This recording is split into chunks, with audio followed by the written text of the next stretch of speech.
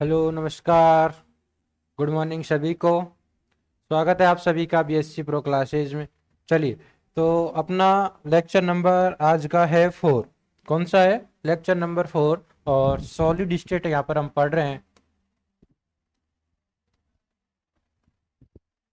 चलिए,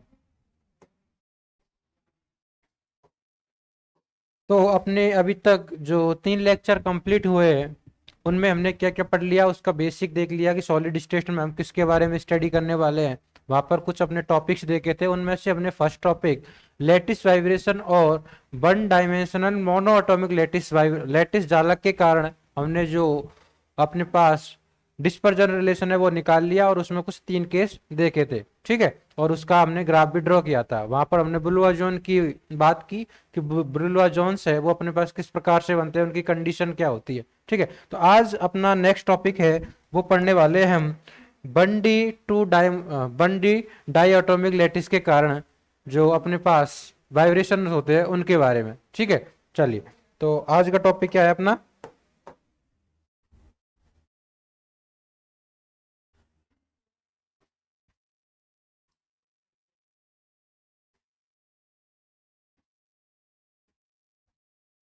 नॉर्मल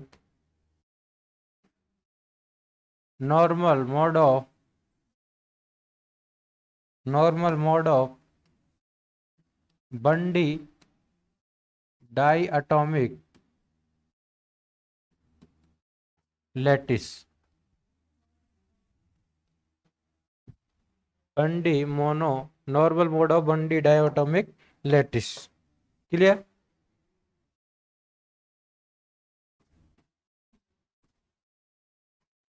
एक बीमीय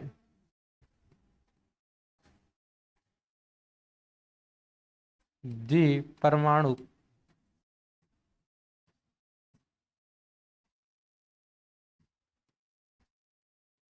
जालक की प्रसामान्य विधा।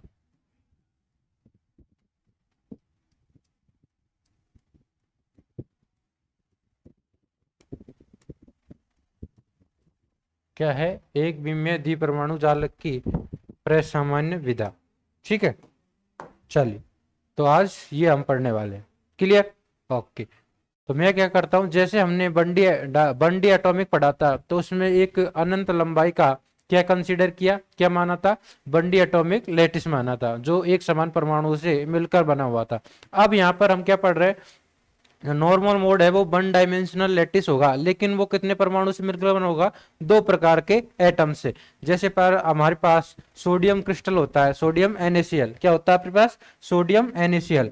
ठीक है, तो ये जो क्रिस्टल बना हुआ होता है तो इसमें 2 प्रकार के एटम पाए जाते हैं। कौन कौन से?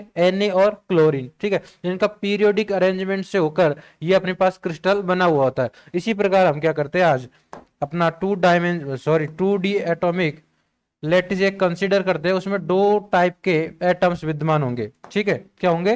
2 प्रकार के परमाणु उपस्थित होंगे। क्लियर बात? चलिए, तो लिखिए। माना माना एक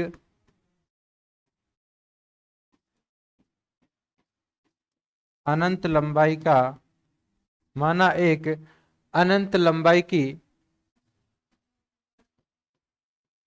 एक बीमीय अनंत लंबाई का एक बीमीय एक बीमीय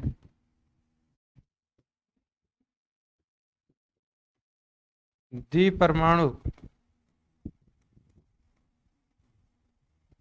द्विपरमाणु जालक है।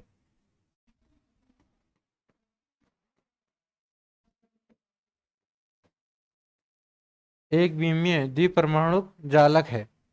ठीक है, जिसमें परमाणु के द्रव्यमान क्रम से कैसे हो सकते हैं? M1 और M2 कंसिडर कर लेते हैं।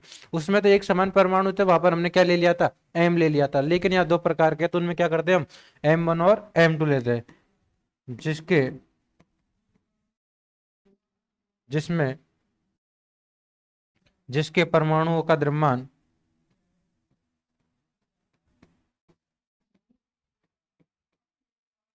परमाणुओं का द्रव्यमान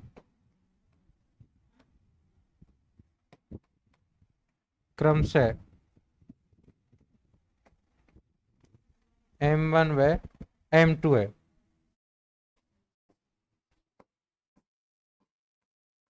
क्या है? M1 तथा M2 है। क्लियर बात? चलिए,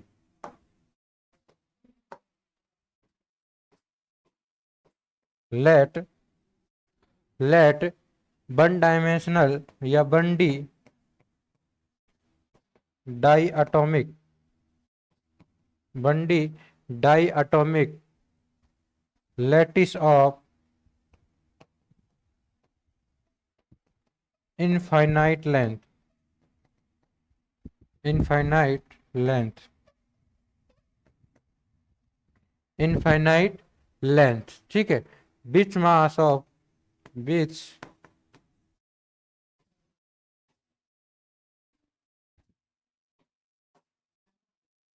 which atoms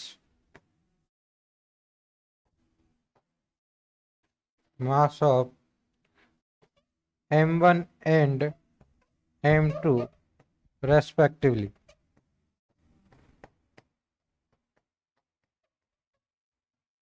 क्लियर बात? क्या है उनके मास? M1 तथा M2 है। ठीक, चलिए, क्लियर बात? ओके। नेक्स्ट हमारे पास क्या हो जाएगा? जो निकटतम परमाणु के बीच की दूरी है वो कितनी है? इसमें भी a है। वहां पर कितनी थी हमारे पास? वन डी एटॉमिक में जो वन डी लेटिस था उसमें थी a, तो यहाँ पर भी हम क्या ले लेते? दो निकटतम परमाणु के बीच की दूरी a है। ठीक है, चलिए,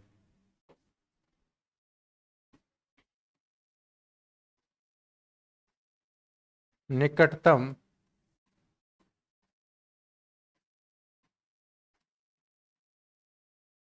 परमाणु के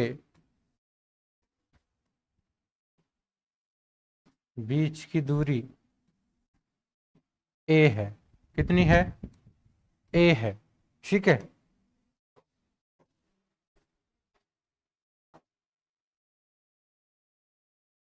the nearest distance of the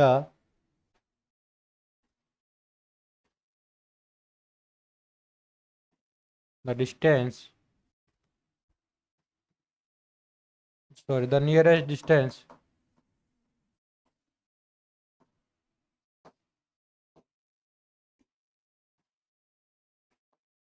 the nearest distance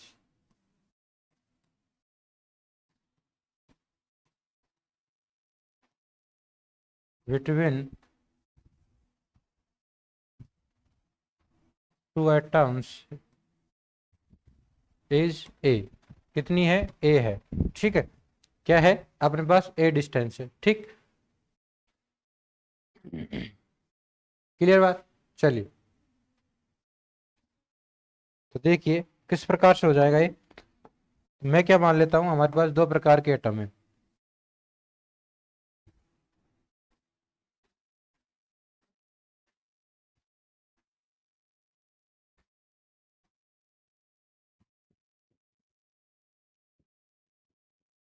ठीक, चलिए, ये किससे कनेक्टेड है?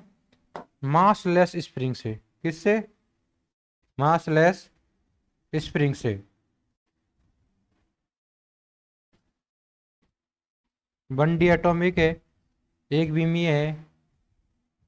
ठीक है, दो एटम्स, दो टाइप्स के एटम विद्यमान है इसमें।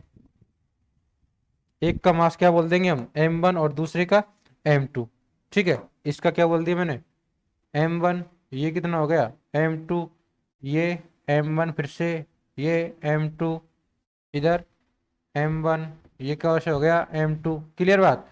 ये फिर से M1 M2, ये M1 और ये M2। ठीक है, इस प्रकार का एक लैटिस है। अब हमारे पास, जैसे मैंने क्या बोला, ये वाला M1 है। ठीक है, कौन सा वाला? ये वाला। तो इसकी मीन पोजीशन इस प्रकार से है। इन सभी की मीन पोजीशन इस प्रकार से है।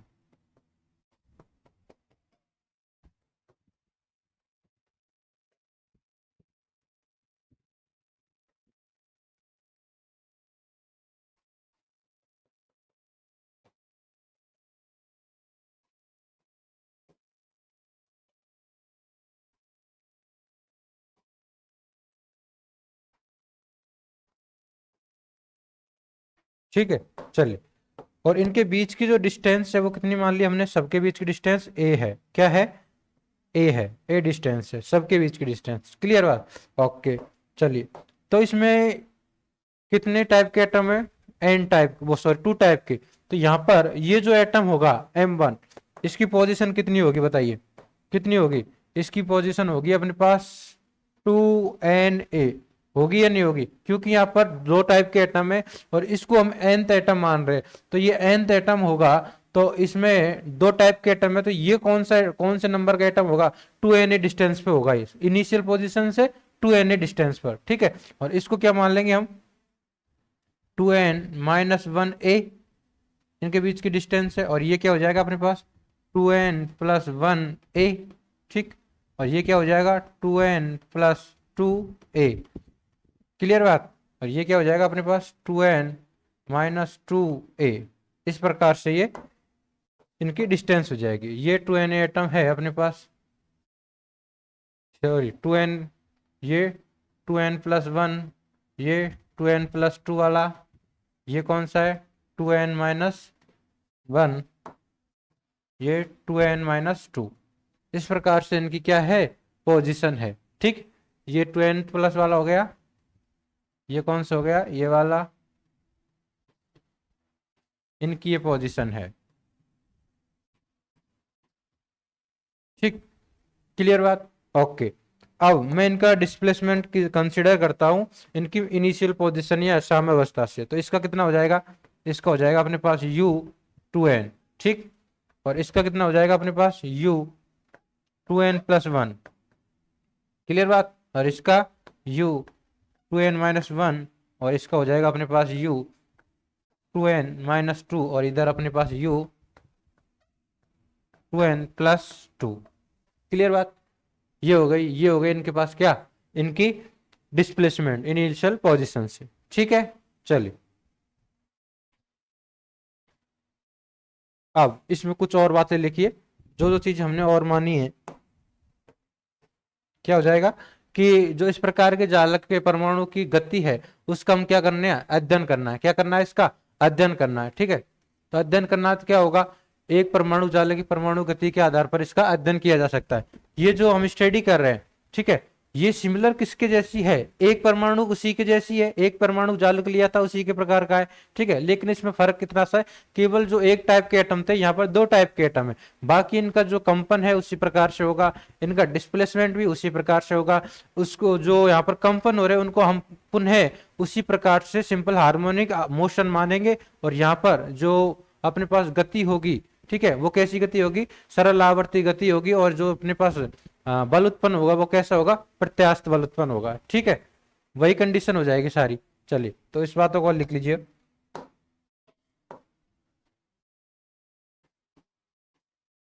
इस प्रकार, ठीक है, लिखिए। इस प्रकार के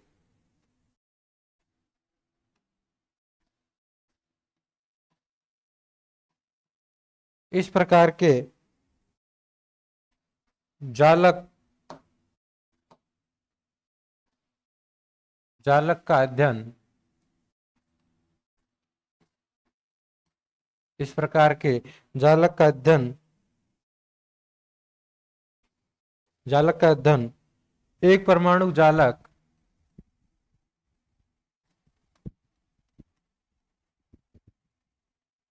एक परमाणु जालक के परमाणु एक परमाणु जालक के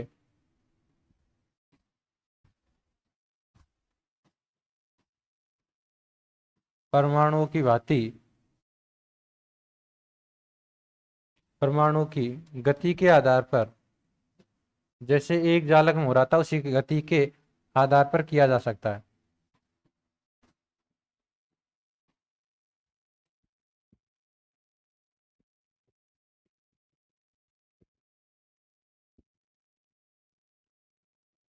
किया जा सकता है। ठीक है, क्लियर बात? चलिए, क्लियर इतनी बात? The motion of atom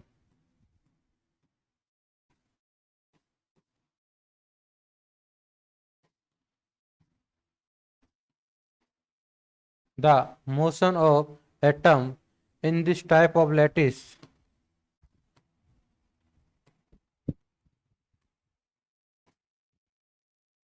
in this type of lattice can be studied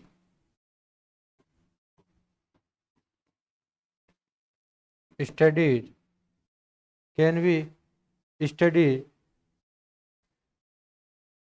based on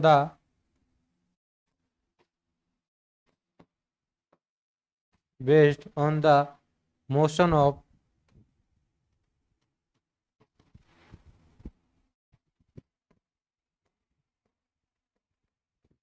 1D monoatomic lattice. कैसी? 1D मोनोएटॉमिक लैटिस के जैसे। क्लियर बात? ठीक, सही है। चलिए, तो हम क्या करते हैं, अब जो कंपन की गति को एक सरल आवर्ती गति और जो बंद है उसको क्या मानते हैं? भारहीन प्रत्यास्थ स्प्रिंग मानते हैं। तो अपने पास प्रत्यास्थ बल है, वो कितना होगा? कितना होगा प्रत्यास्थ बल बताइए?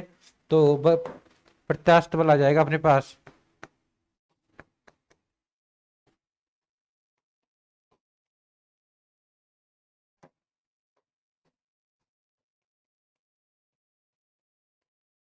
Elastic force.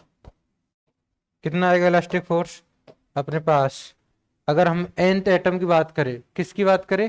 फर्स्ट एटम को हम n1 एटम को प्रथम एटम माने तो कितना आ जाएगा F1? F1 कितना आ जाएगा अपने पास? F1 बराबर माइनस बीटा, और जो उनका डिस्प्लेसमेंट है x1, कौन सा? प्रभावी डिस्प्लेसमेंट। और अगर एक एटम सेकंड वाला है उसको अगर कंसिडर करें जो मास 2 वाला है उस पर, तो उस पर कितना लगेगा अपने पास? Beta x2। ठीक है, क्या लगेगा? Beta x2। इन दोनों को ही हम कॉमन रूप से क्या बोल देते? इक्वेशन 1। क्या बोल देते दोनों को? समीकरण 1। ठीक, क्लियर बात? ये अगर मैं फर्स्ट वाला को जो अपने पास ये है इसको मैं फर्स्ट एटम मानूं तो ये कौन सा हो जाएगा? सेकंड हो जाएगा, जो कि कौन सी पोजीशन पे? 2n+1 पे, और ये कौन सी पे? 2n पर। ठीक है, क्लियर बात? तो इसमें हम क्या बोल सकते हैं इधर?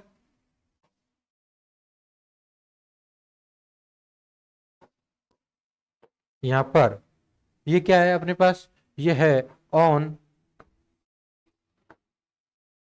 nth एटम या 2nth एटम, 2nth एटम पर ही फोर्स है। ठीक है, और ये किस पर है? On 2n+1 atom. क्लियर हो गई बात? चलिए आगे। अब हमें वही पूरा काम फिर से करना है जो हमने 1D एटॉमिक लैटिस में किया था। क्या निकालना हमें? प्रभावी विस्थापन।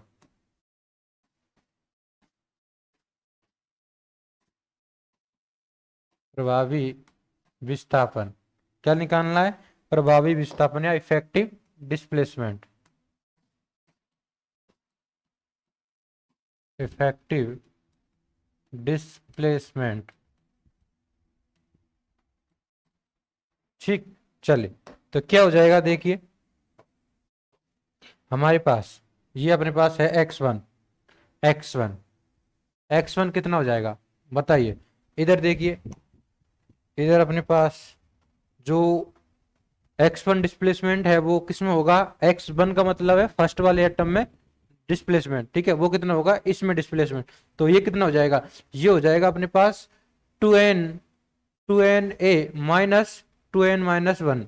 कितना हो जाएगा? 2n माइनस टू, ये सॉरी इधर बोलेंगे u2n-1। कितना इसका डिस्प्लेसमेंट कितना है? u2n। तो इसका हो जाएगा u2n माइनस ये वाला डिस्प्लेसमेंट में से हम ये वाला सब्ट्रैक्ट कर देंगे। किस में से? इस वाले में से ये वाला। ठीक, चलिए तो क्या हो जाएगा अपने पास बताइए? कितना हो जाएगा x1? ये हो जाएगा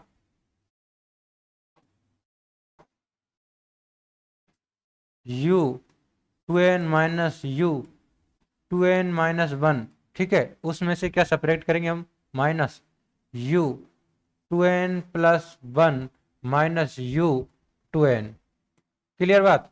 आगे इसको अगर हम सॉल्व करें तो x1 हमारे पास कितना मिलेगा, ये प्लस पॉजिटिव हो जाएगा इधर माइनस से मल्टीप्लाई होकर, तो ये मिलेगा 2u2n, ठीक, minus u2n-1 minus u2n+1। Clear बात, यही मिलेगा। ठीक है, चलिए इसको मैंने क्या बोल दिया, आगे नेक्स्ट हमारे पास x2, क्या निकालना है हमें, x2। तो x2 कितना हो जाएगा बताइए, कितना हो जाएगा x2, अपने पास ये हो जाएगा u2n+1, ठीक है, माइनस u2n। क्लियर बात, माइनस ये हो जाएगा अपने पास u2n+2 माइनस u2n+1। यही हो गया, यही होगा ना। देखिए डायग्राम में हमारे पास इस पर डिस्प्लेसमेंट निकाल रहे हैं, तो इन दोनों का डिफरेंस माइनस इन दोनों का डिफरेंस, ठीक है, इन दोनों का डिफरेंस कितना आएगा, u2n+1 माइनस u2n, ठीक है, माइनस इन दोनों का डिफरेंस कितना आ जाएगा, u2n+2 माइनस u2n+1। ठीक है, यही चीज मैंने लिखी है इधर। पहले का डिफरेंस कितना आ जाएगा, u2n+1 minus u2n minus u2n+2 minus u2n+1। ठीक, चलिए इसको अगर मैं और सॉल्व करूं तो अपने पास कितना मिलेगा मुझे, x2, ये मिलेगा इधर से, ये वाली टर्म कितनी हो जाएगी, पॉजिटिव हो गए, 2u2n+1 माइनस u2n, ठीक है, माइनस u2n+2, ये वाला हमें x2 मिलेगा। क्या मिलेगा, x2 मिलेगा। क्लियर बात, क्या मिलेगा हमारे पास, x2 मिलेगा। ठीक, ठीक बात, चलिए अब जो अपने पास बीटा है, F1 है, सॉरी F1, वो F1 कितना मिलेगा बताइए। ये मेरे पास F1 बराबर माइनस बीटा, और यहां पर पुट कर देंगे हम किसकी वैल्यू, x1 की वैल्यू, किसकी वैल्यू, x1 की। तो ये कितनी थी अपने पास, 2u2n minus u2n-1 minus u2n+1, यही थी क्या। चलिए, और F2 कितना मिल जाएगा, F2 माइनस बीटा, ठीक है, u या 2u2n+1 माइनस u2n-2, यही था क्या, यही थी वैल्यू दोनों। चलिए अब इन दोनों वैल्यू को मैं आगे फोर्स की वैल्यू रख करके इनको सॉल्व करता हूं, तो इधर F1 पे हमें क्या मिलेगा, ये मिलेगा m1d² u2n, ठीक, अपॉन dt², यही मिलेगा क्या, dt², यही मिलेगा। ठीक, चलिए इधर इधर क्या मिलेगा मेरे पास, minus beta. Clear, u2n minus u2n-1 minus u2n+1, ठीक, और अपने पास ये मिलेगा m2d² u2n अपॉन dt²। ध्यान से देखना, बिल्कुल इजी है, बहुत ही इजी है, एक बार ध्यान से देख लोगे तो 2u2n+1 माइनस u2n, ठीक, माइनस u2n+2, क्या यही बात हुई, यही है।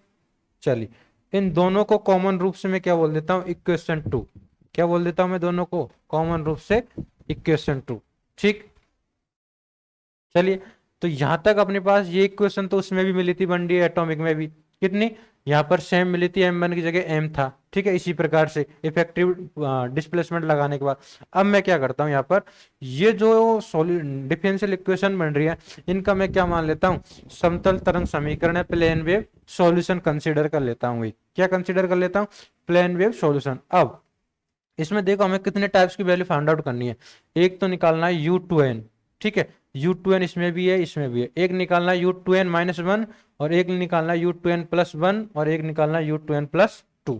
तो चार वेरिएबल से इनकी वैल्यू निकालनी है हमें प्लेन वेव सॉल्यूशन से। ठीक है, क्लियर बात।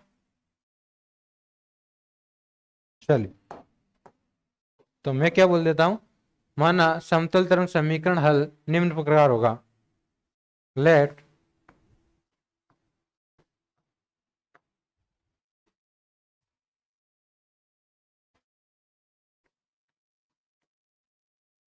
Plane wave solution of equation 2।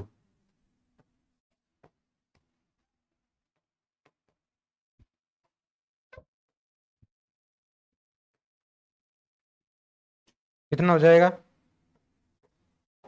ये हो जाएगा अपने पास U2n बराबर ए ई की power iota omega T minus के एक्स होता है, यहाँ पर के एक्स होता है। ठीक है, तो यहाँ पर कितना आएगा के x1। और जो एन एटम है, फर्स्ट वाला एटम, उस पर उसकी जो डिस्टेंस है, डिस्प्लेसमेंट है, वो कितना है? एन ए है। कितना है? 2na है। कितना है? 2na है। यही है क्या? यही है डिस्प्लेसमेंट उसका। ठीक है, के 2na। ठीक है, तो ये आ गया अपने पास क्या इसका प्लेन वेव सॉल्यूशन। कितना आया अपने पास? U2n। U2n आया अपने पास ए ई की पावर आयोटा, क्लियर बात, कितना जाएगा? ओमेगा टी माइनस के 2na। ठीक है, तो इसको क्या लिख देंगे हम? 2kna। ठीक, अब यहां से मुझे इसी में सिमिलर n की वैल्यू चेंज करके बाकी सभी वैल्यू मैं फाइंड आउट कर सकता हूं, जैसे U2n प्लस 1। ठीक है, अब यहां पर जो ये एम्पलीट्यूड आ रहा है इसका, ये अपने पास जो एटम्स का मास है उस पर भी डिपेंड करता है। ठीक है, तो जैसे ही एटम चेंज होगा उसका एम्पलीट्यूड भी चेंज हो जाएगा। तो हम यहाँ पर एक ही जगह क्या ले लेंगे? कोई दूसरा ले लेंगे, जैसे मैंने बोल दिया बी। ठीक है, तो ई की power iota same omega T minus 2। ठीक है, अब यहां पर 2n एटम का डिस्प्लेसमेंट इतना था, तो 2n प्लस 1 का कितना हो जाएगा? 2n प्लस 1 के ए, यही होगा क्या? चलिए, और उधर अपने पास निकालना हमें 2n-1, तो ये कितना हो जाएगा? ये फिर से वही एटम आ जाएगा, कौन सा? बी वाला ही। ठीक है, बी वाला ही आ गया ना, 2n से पहले वाला। ठीक है, तो यहाँ पर बी हो जाएगा फिर से ए की power iota omega T minus 2n-1 के ए। क्लियर बात? आगे हमारे पास एक वैल्यू निकालनी है U2n प्लस 2 वाली। ठीक है, अब ये कौन सा एटम है? जो फर्स्ट वाला M1 वाला एटम है वही होगा। यहाँ पर एम्पलीट्यूड कितना आएगा इसका? ए आएगा, आयोटा ओमेगा टी। जो जिनका द्रव्यमान M1 है उसके लिए हम ले रहे हैं ए, और जिनका द्रव्यमान M2 है उसका ले रहे हैं हम बी। तो यहाँ पर जो 2n वाला एटम है उसका द्रव्यमान M1 है, और 2n प्लस 2 उसका M2। देख लीजिए इधर, ये देख लीजिए, 2n वाले का m1 है और 2n प्लस 2 वाले का भी m1 है। 2n प्लस 1 m2 और 2n माइनस 1 m2। ठीक, क्लियर बात? चलिए, अब ये मिल गया हमारे पास omega T minus 2n plus 2 K A. ठीक, ये वैल्यूज अपने पास निकल कर आ गई। क्या आ गई? ये वैल्यूज निकल कर आ गई। ठीक है, ठीक है, तो यहां पर ए और बी हमने क्यों लिया? क्योंकि यहां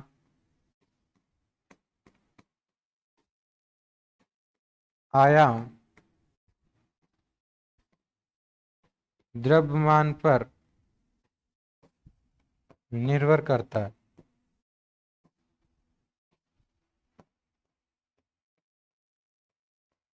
किस पर निर्भर करता है? द्रव्यमान पर निर्भर करता है। Here amplitude depends on mass of atom. ठीक, क्लियर बात? इतनी बात हो गई। चलिए, अब अब हमारे पास हम क्या करते हैं कि ये जो हमारे पास पूरी वैल्यूज निकाली है, इसको हम समीकरण सेकंड, किसमें? समीकरण सेकंड में हम एक को सॉल्व कर लेते हैं। यहाँ पर ये दो इक्वेशन है, हम एक को सॉल्व कर लेते हैं, एक को सिमिलरली देख लेंगे। तो मैं इसमें वैल्यू पुट कर रहा हूँ, कौन किस किस की वैल्यू पुट करनी है मुझे? यहाँ पर U2n की, U2n-1 और U2n प्लस 1। ठीक है, तो इनकी वैल्यू मैं पुट कर रहा हूँ।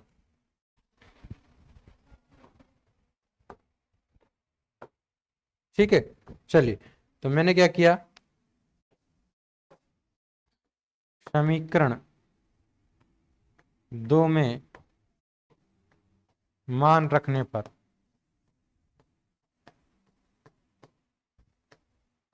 समीकरण 2 में मान रखने पर। Put value in equation 2।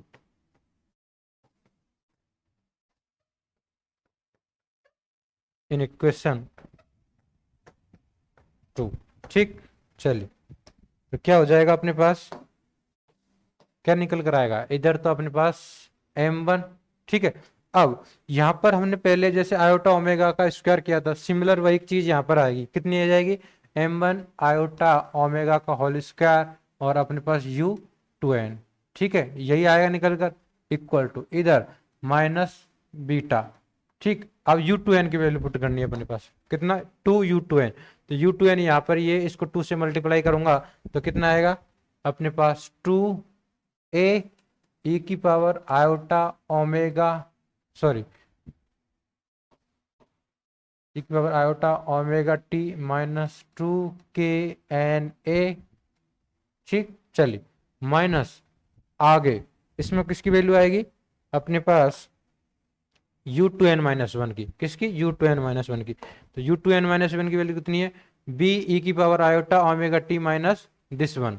ठीक, चलिए पुट कर दीजिए, b e की power iota omega T minus k a 2n-1।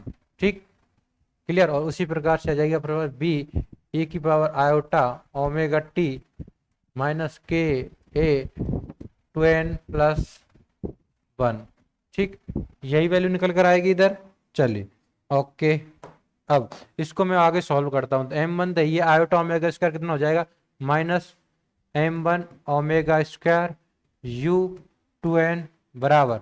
ठीक, अब फिर से मैं जैसे उसमें सॉल्व किया था, इसमें से पूरी में से e की power iota omega T minus 2k n a, ये वाली टर्म्स कॉमन ले लेता हूं बाहर। क्या ले लेता हूं, माइनस बीटा। ठीक, ये वाली पूरी कॉमन चल जाएगी तो यहाँ ओनली 2 बचेगा, कितना, सॉरी 2a बचेगा, माइनस इसमें से भी ये जाएगी, इस सिमिलर टर्म बना के छोड़ेंगे हम, तो यहाँ पर बचेगा अपने पास b e की पावर आयोटा माइनस आयोटा और अपने पास ओमेगा टी, यही बचेगा। कितना बचेगा, e की पावर आयोटा ओमेगा टी, यही बचेगा क्या, यही बचेगा, नहीं ये नहीं बचेगा, क्योंकि यहाँ पर ये मल्टीप्लाई होगा, ये तो कॉमन बाहर चल जाएगा, ये इसके साथ मल्टीप्लाई बचेगा, मतलब आयोटा के ए बचेगा। कितना बचेगा, आयोटा के ए माइनस आयोटा के ए बचेगा। ठीक है, उसी प्रकार माइनस बी ए की पावर आयोटा के ए बचेगा, और उधर बाहर कितना आ जाएगा अपने पास, ए की power iota omega T minus 2k n a। ठीक है, ये आ रहा जाएगा। ओके, और ये किसकी वैल्यू है अपने पास, यहाँ पर ये किसकी वैल्यू है बताइए, क्लियर है इतनी बात। ठीक है, चलिए,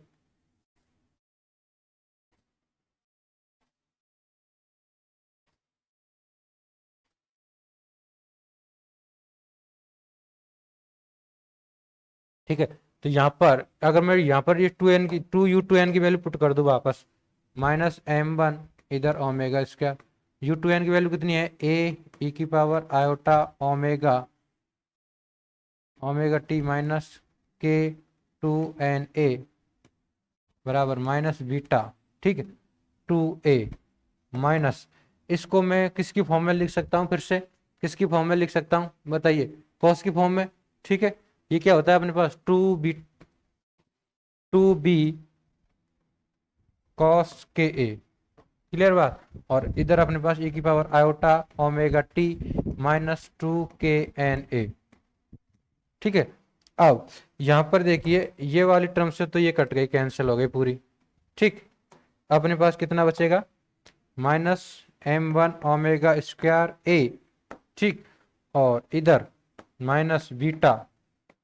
अब इसमें से मैंने क्या कॉमन ले लिया, इसमें से मैंने क्या कॉमन ले लिया अपने पास, 2b कॉस के है, कितना आया अपने पास, 2b कॉस के है। ठीक,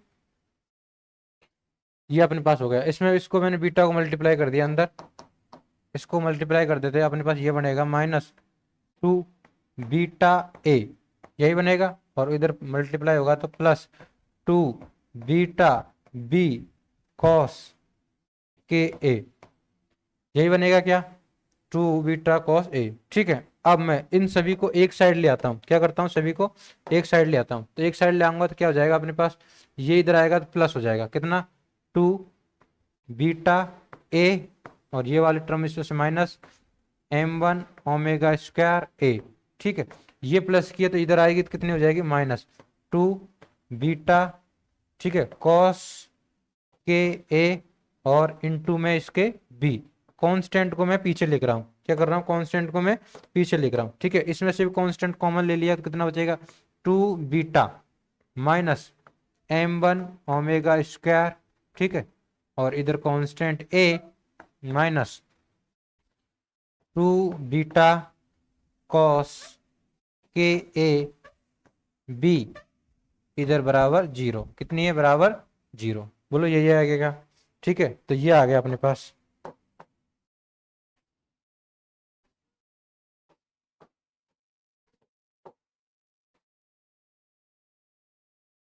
ये रिलेशन निकल कर आ गया अपना।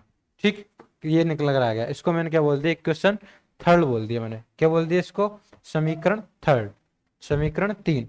ठीक, अब मैं क्या करता हूं, सिमिलरली उसी प्रकार से इसको जो सेकंड इक्वेशन है उसके लिए निकाल लेता हूं। किसको, जैसे अपने पास ये आया है, तो अगर मैं उसमें सेकंड वाली में x2 वाली में ये फिर से वही वैल्यू पुट करूंगा तो यहाँ पर टू बीटा तो सेम आएगा। ठीक है, टू बीटा तो उसमें भी आएगा, क्लियर बात। लेकिन यहाँ पर m1 ओमेगा स्क्वायर है तो m1 की जगह कितना आएगा, m2 आएगा, ओमेगा की वैल्यू तो सेम आएगी फ्रीक्वेंसी। और यहाँ पर जो कांस्टेंट है ये दोनों इंटरचेंज होंगे, या तो आप इसको प्रॉपर फिर से सॉल्व करो या फिर इसको मैं बता रहा हूँ ऐसे कर लो। तो यहाँ पर ए की जगह कितना जाएगा, बी आ जाएगा, और यहाँ बी की जगह ए, बाकी पूरी चीज एज इट इज आएगी। क्लियर बात, चलिए तो मैं लिख देता हूँ अपने पास सिमिलरली, मैंने क्या बोला, सिमिलरली, सिमिलरली, सिमिलरली कितना आ जाएगा अपने पास, हाँ ये आ जाएगा अपने पास, ये कितना था पहले, two beta minus two beta minus m1 की जगह m2 ओमेगा स्क्वायर, और कांस्टेंट ए की जगह b, कितना, कांस्टेंट ए की जगह b minus two beta cos K A, और कांस्टेंट ए की जगह इधर क्या था पहले b, तो इसकी जगह a बराबर जीरो। ठीक, क्लियर बात, ओके। तो ये अपने पास आ गई, इसको मैंने बोल दिया इक्वेशन फोर, क्या बोल दिया इसको, इक्वेशन फोर।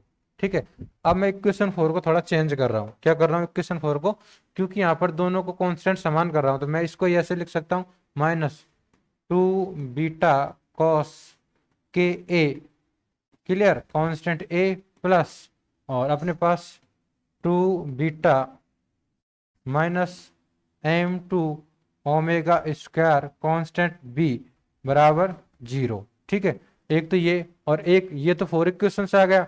और थर्ड इक्वेशन से कितना आएगा अपने पास, ये आएगा टू बीटा माइनस m2 की जगह कितना आ जाएगा, m1 ओमेगा स्क्वायर, ठीक है, कांस्टेंट a प्लस इधर कितना आ जाएगा, इधर माइनस, ठीक है, कितना है इधर माइनस, माइनस अपने पास ये वाला टर्म आ जाएगा, to beta cos K A, और अपने पास बी बराबर जीरो। ये दो इक्वेशन आ गई अपने पास, कितनी आ गई, दो इक्वेशन आ गई। तो इसको मैंने बोल दिया इक्वेशन फाइव बोल दिया, दोनों कॉमन रूप से इक्वेशन फाइव बोल दिया। अब ये दोनों जो इक्वेशन है इसमें देखिए ये टर्म, इसके बाद में कांस्टेंट, ठीक,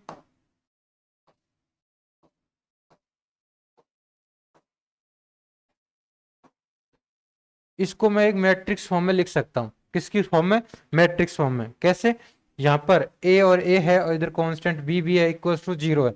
तो इसको मैं अगर मैट्रिक्स फॉर्म में लिखूंगा तो किस प्रकार से लिखूंगा, देखिए इसको मैं मैट्रिक्स फॉर्म में इस प्रकार से लिख सकता हूँ, जैसे ये पास ये हो गया हमारे पास minus two beta cos K A, ठीक, इधर आ जाएगा अपने पास two beta minus m2 omega square clear. और अपने पास ये वाला टर्म्स आ जाएगी 2 beta minus m1 omega square, और अपने पास ये वाली टर्म आ जाएगी 2 बीटा कॉस के ए नेगेटिव में। ठीक, और इधर आ जाएगा अपने पास a और b इक्वस टू 0। तो यहां पर अगर इन दोनों को सॉल्व करेंगे तो फिर से ये दो इक्वेशन बन जाएगी। क्लियर बात, दिख रहा है सभी को?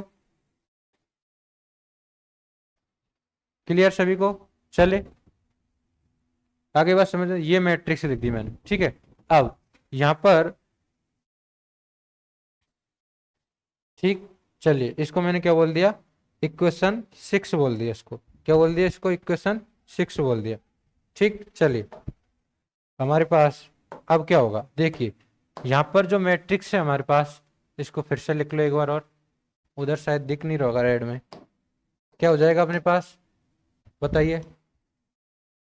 अपने पास 2 बीटा कॉस के ए इधर minus 2 beta cos K A, और इधर कितना आ जाएगा अपने पास, इधर आ जाएगा 2 beta minus m1 omega square. ठीक है, कितना आ जाएगा m1 या फिर m2, देखिए कितना है m2, sorry m2 omega square. Clear बात। और ये अपने पास ये इधर आ जाएगा फिर से 2 beta minus m1 omega square, और ये आ जाएगा अपने पास 2 बीटा माइनस का कॉस के ए। ठीक, ये अपने पास a और b बराबर 0। अब चूंकि यहां पर a और b क्या है, because a and v are constant. क्या है, a और b तो कोई नंबर्स है, कांस्टेंट है, तो इनकी जो मैट्रिक्स है वो तो नॉट जीरो होगी, ये जीरो नहीं होगी। ये दो मैट्रिक्स का मल्टीप्लाई जीरो है, इसका मतलब इनमें से कोई एक मैट्रिक्स जीरो या दोनों मैट्रिक्स भी जीरो हो सकती है। ठीक है, तो ये वाली मैट्रिक्स तो जीरो नहीं हो सकती, क्यों? क्योंकि यहाँ पर ए और बी है, दोनों क्या है, कांस्टेंट है। तो ये वाली मैट्रिक्स जीरो होगी। कौन सी जीरो होगी, ये वाली। ठीक है, तो ये वाली जीरो होगी, तो इसका मतलब अपने पास -2 बीटा कॉस के ए इधर आ जाएगा 2 beta minus m2 omega square. ठीक, और अपने पास ये हो जाएगा 2 beta minus m1 omega square, और इधर आ जाएगा -2 बीटा कॉस के ये जीरो हो जाएगी। अब जब मैट्रिक्स जीरो होती है तो उसका डिटर्मिनेंट भी क्या होता है, जीरो होती है। अगर मैट्रिक्स इक्वल टू जीरो है तो हम उसका डिटर्मिनेंट इक्वल टू जीरो कर सकते हैं। क्लियर बात, तो कर दीजिए। इसका अगर मैं डिटर्मिनेंट निकालूंगा तो क्या होगा, दिस माइनस दिस, इन दोनों का क्रॉस प्रोडक्ट माइनस इनका क्रॉस प्रोडक्ट। ठीक है, गुणा, डिटर्मिनेंट सॉल्व कर लो इसको। तो डिटर्मिनेंट सॉल्व करेंगे तो क्या होगा, ये दोनों का गुणा माइनस इन दोनों का गुणा। ठीक, क्लियर बात।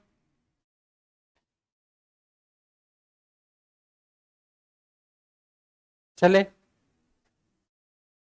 ओके। तो इनका क्रॉस प्रोडक्ट डिटर्मिनेंट कैसे निकालते हैं, इन दोनों का मल्टीप्लाई माइनस इन दोनों का मल्टीप्लाई। ठीक है, निकाल लीजिए इसका। तो ये हो जाएगा अपने पास, कितना हो जाएगा, 2 beta minus m2 m1 omega square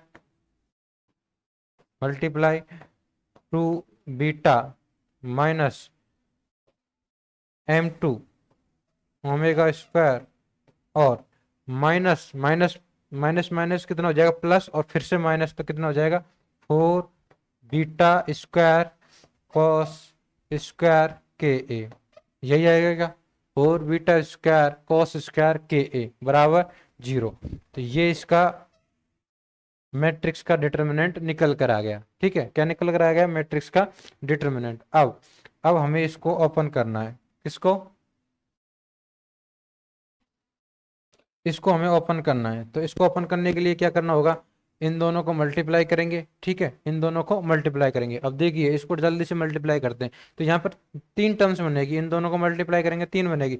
एक तो 2 beta 2 beta four beta square, क्या बनेगा 4 बीटा स्क्वायर। तो यहाँ 4 बीटा स्क्वायर तो इधर भी है, तो अगर मैं 4 बीटा स्क्वायर यहाँ से कॉमन लूँ तो 1 - cos के स्क्वायर बच जाएगा। ठीक है, और ये दोनों नेगेटिव में आएगी, ये दोनों पॉजिटिव में आएगी, तो एक टर्म तो ये आ जाएगा अपने पास 4 बीटा स्क्वायर, और यहाँ से 1 बचेगा, और माइनस इसको आप आराम से भी कर सकते हो, देख लेना अगर आपके समझ में नहीं आया तो। इधर मैं यहाँ पर जल्दी से कर रहा हूँ। क्लियर, ये वाली आ जाएगी। अब एक टर्म्स क्या आएगी अपने पास, एक आएगी m1 और m2, ये माइनस माइनस से प्लस है, तो ये आ जाएगा अपने पास m1 m2, और ये ओमेगा की पावर 4, एक टर्म ये आएगी। अब एक टर्म आएगी इनकी क्रॉस वाली टर्म, क्या आएगी इनकी क्रॉस वाली टर्म। तो क्रॉस वाली टर्म कैसे आएगी कि यहाँ से ये इससे मल्टीप्लाई होगा 2 बीटा, और यहाँ से ये इससे मल्टीप्लाई होगा 2 बीटा, तो 2 बीटा तो कॉमन आ जाएगा, और ओमेगा स्क्वायर भी कॉमन आ जाएगा, कितना बचेगा m1 प्लस m2, तो ये आ जाएगा अपने पास -2 बीटा m1 प्लस m2। ठीक है, और इधर ओमेगा स्क्वायर, ये इसका एक्सप्रेशन आएगा आफ्टर इसको सॉल्व करने के बाद। तो मैंने इसको क्या कर दिया, डायरेक्ट कर दिया। ठीक, आगे बात समझ में चलिए।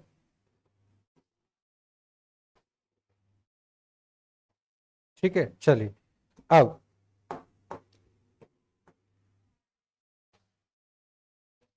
ठीक है, ये आ गया अपने पास। अब यहाँ से मैं क्या करता हूँ, ओमेगा की पावर 4 की वैल्यू निकाल लेता हूँ, तो इसमें तो आएगा नहीं, तो इसको आगे ही करते हैं अपन। अब मैं यहाँ पर m1 और m2 को डिवाइड को नीचे डिवाइड कर देता हूँ, तो ये अपने पास ओमेगा 4 माइनस इधर कितना है 2 बीटा m1 प्लस m2, और अपने पास ओमेगा स्क्वायर, और नीचे इसको मैंने डिवाइड किया तो यहाँ पर m1 m2। ठीक, ओके, -4 बीटा स्क्वायर इधर है, और -1 - cos स्क्वायर के a। क्लियर बात, और नीचे आ जाएगा अपने पास इसमें m1 m2 इक्वस टू 0, यही आएगा। m1 m2 को अपन नीचे डिवाइड कर देंगे तो। ठीक, क्लियर बात, चलिए, तो ये बन गया अपने पास। अब ये क्या बन गई, ये अपने पास ओमेगा स्क्वायर के फॉर्म में क्वाड्रेटिक इक्वेशन बन गई। कैसी, जैसे हम ये बोलते हैं ना ax² plus bx plus c बराबर 0। तो यहाँ पर अगर मैं x को क्या बोल दूं, ओमेगा स्क्वायर बोल दूं, क्या बोल दूं, x को ओमेगा स्क्वायर बोल दूं, तो इसी प्रकार की बन जाएगी a ओमेगा की power 4 plus b omega square plus c, इसमें ओमेगा ही नहीं है। ठीक है, तो यहाँ पर ओमेगा स्क्वायर बी स्क्वायर, और यहाँ पर a की वैल्यू कितनी हो जाएगी 1, b की वैल्यू कितनी हो जाएगी, ये 2 बीटा ओमेगा स्क्वायर हो जाएगी, sorry 2 beta m1 plus m2 ये हो जाएगी, और यहाँ पर c की वैल्यू पूरी कांस्टेंट हो जाएगी। ठीक है, तो इस प्रकार की ये इक्वेशन बन गई अपने पास, क्वाड्रेटिक इक्वेशन क्या बन गई। इसको मैं अगर इक्वेशन बोलूँ, कौन सी इक्वेशन बोल सकता हूँ, अभी तक कितनी समीकरण दे दी हमने इधर, आपने दे दी भाई साहब 6। ठीक है, इसको कोई जरूरी नहीं है, इसको हटाओ एक बार। हम इसी को बोलते हैं अब इक्वेशन 6, क्या बोलते हैं इसको, समीकरण इक्वेशन 6। इसको मैंने क्या बोल दिया, समीकरण 6। ठीक है, चलिए, तो अब इसका सॉल्यूशन निकालना है। सॉल्यूशन कैसे निकालेंगे हम, सिरदर्चार्य फॉर्मूले से वही लगाएंगे। तो सिरदर्चार्य फॉर्मूला आप जब लगाओगे, तो या तो मैं यहाँ पर फॉर्मूला लगा के आपको बताऊं, या फिर डायरेक्ट ही लिख दूं, तो आप निकाल सकते हो। ये ए स्क्वायर है, ax² है, तो अब a की वैल्यू 1 है, ये b हो जाएगा, ये अपने पास पूरा c हो जाएगा। तो क्या होता है, जब हम वैल्यू निकालते हैं तो x की वैल्यू निकालते हैं, तो यहाँ पर किसकी वैल्यू निकलेगी, ओमेगा स्क्वायर की, किसकी वैल्यू, ओमेगा स्क्वायर की। ठीक है, बराबर, क्लियर बात। अब हम वहां पर क्या लिखते हैं, एक्स स्क्वायर एक्स बराबर माइनस बी लिखते हैं। ठीक है, तो माइनस बी की जगह माइनस ये वाली टर्म आएगी, तो ये माइनस ऑलरेडी है, तो कितना हो जाएगा 2 बीटा प्लस हो जाएगा। ठीक, माइनस बी, ठीक है, माइनस बी कितना आ जाएगा m1 plus m2 upon m1 plus m1 m2। ठीक है, अब इधर आता है अपने पास प्लस माइनस, और अंडर रूट के अंदर, तो अंडर रूट के बजाय मैं इसको कोष्टक लगा के पावर हाफ कर दूंगा। ठीक है, तो minus B plus minus B square, किसका स्क्वायर, इसका स्क्वायर, तो यहाँ पर कितना हो जाएगा 4 बीटा स्क्वायर। ठीक है, m1 plus m2 upon m1 m2, इसका पूरे का होल स्क्वायर माइनस 4ac, 4 ए की वैल्यू कितनी है 1, और सी कितना है अपने पास 4 beta square upon m1 m2। Clear बात, और अपने पास 1 - cos स्क्वायर के ए। यही वैल्यू आएगी क्या, ये किसकी आएगी, ओमेगा स्क्वायर की। ठीक, किसकी वैल्यू आ गई, ओमेगा स्क्वायर की। तो इसको अगर मैं कंप्लीट सॉल्व करके लिखूं तो ओमेगा स्क्वायर बराबर यहाँ से, और नीचे सॉरी कितना आएगा, नीचे 2 और आएगा। कितना और आएगा अपने पास नीचे, इसके पूरे के नीचे 2 आएगा, 2a आएगा, 2 × 1। ठीक है, तो अब अगर मैं ओमेगा स्क्वायर की वैल्यू निकालूं तो 2 से 2 कैंसिल हो जाएगा। ठीक है, यहाँ पर कितना बचेगा, beta m1 plus m2 upon m1 m2। Clear, और इधर प्लस माइनस, यहाँ से 4 बीटा स्क्वायर कॉमन लेंगे हम, और इसकी पावर कितनी, सॉरी पावर तो लिखी नहीं हमने, इसकी पावर 1/2, रूट आता है ना, पावर 1/2। ठीक है, तो यहाँ से इसको 4 बीटा स्क्वायर दोनों जगह से कॉमन निकाल लेंगे तो बीटा बचेगा, 2 से 2 कैंसिल हो जाएगा, तो कितना बचेगा, ओनली बीटा। क्लियर बात, और यहाँ पर ये बचेगा अपने पास m1 प्लस m2 का होल स्क्वायर अपॉन नीचे m1 m2 का भी होल स्क्वायर। ठीक है, और इधर 4 बीटा स्क्वायर चला गया, -4, ओनली कितना 1 minus omega sorry cos square के ए अपॉन कॉस स्क्वायर के ए अपॉन m1 m2, और इसकी पावर 1/2। ठीक है, तो ये रिलेशन निकल कर आ गया अपने पास, कौन सा, ये वाला। ठीक, चलिए, तो ये जो इक्वेशन आई है अपने पास, ये जो समीकरण आया है, ये क्या है अपने पास, ये है अपने पास dispersion relation for diatomic lattice के लिए। क्या है, डिस्पर्जन रिलेशन उसी प्रकार आ गया जैसे हमने 1D लैटिस में निकाला था। तो ये क्या हो गया, द्विपरमाणु जालक के लिए परिक्षेपण संबंध हो गया। क्या हो गया ये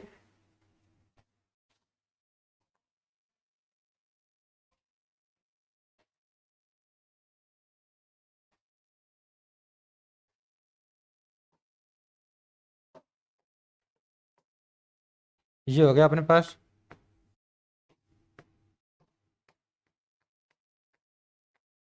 द्विपरमाणु जालक के लिए परिक्षेपण संबंध।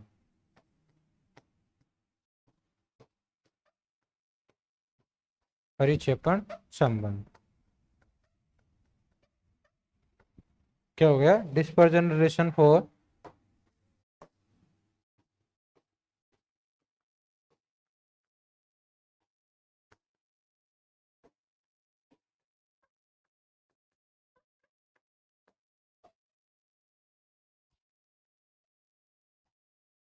Diatomic lattice.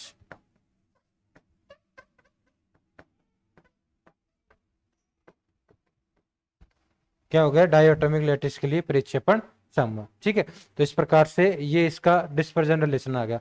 अब हम इसमें फिर से वही काम करेंगे जो 1D एटॉमिक लैटिस में किया था। क्या, 3 केस बनाएंगे, और यहाँ पर जो 2 ब्रांच निकल कर आएगी वो होगी अपने पास फर्स्ट ऑप्टिकल ब्रांच और सेकंड अकोस्टिकल ब्रांच। ठीक है, तो उनको देखेंगे हम अगले लेक्चर में। तब तक के लिए आप इसको पढ़िए, लिखिए इसको और नोट्स बनाइए अच्छे से। क्लियर बात, चलिए, तो मिलते हैं अगले लेक्चर में। इसके आगे वाले पार्ट्स के साथ 3 केस बनाएंगे, और इसके 2 प्रकार के जो ब्रांचें निकल कर आएगी, ऑप्टिकल ब्रांच और अकोस्टिकल ब्रांच, उनको पढ़ेंगे अपने लेक्चर में। ठीक है, चलिए, ओके।